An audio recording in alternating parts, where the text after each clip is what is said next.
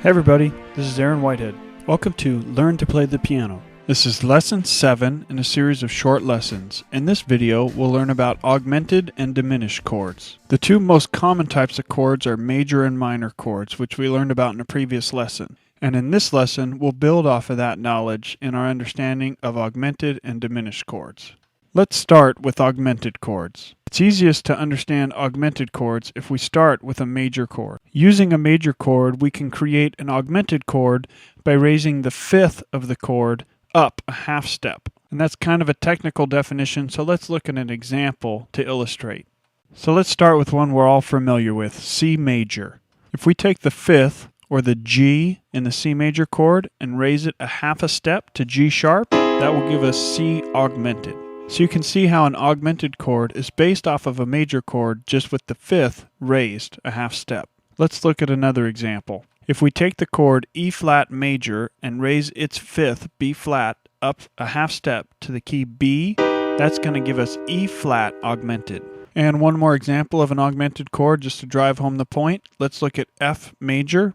If we were to raise the fifth of the F major chord, the C, up to C sharp, that's going to give us F augmented. And just like augmented chords are based off of major chords, diminished chords are based off of minor chords. So using a minor chord as our base, if we were to take the fifth of a minor chord and lower it a half step, that's going to give us a diminished chord.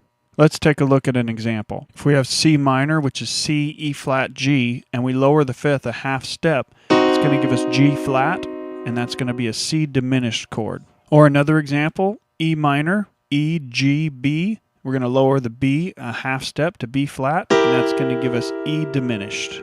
And one more example, if we were to use the chord F minor and lower the fifth a half step to C flat, that's going to give us an F diminished chord. And notice that every time we raise or lower the fifth in a chord to make either an augmented or a diminished chord, we never change the name of the note. It's always C and C sharp or C and C flat, for example, with the F chords.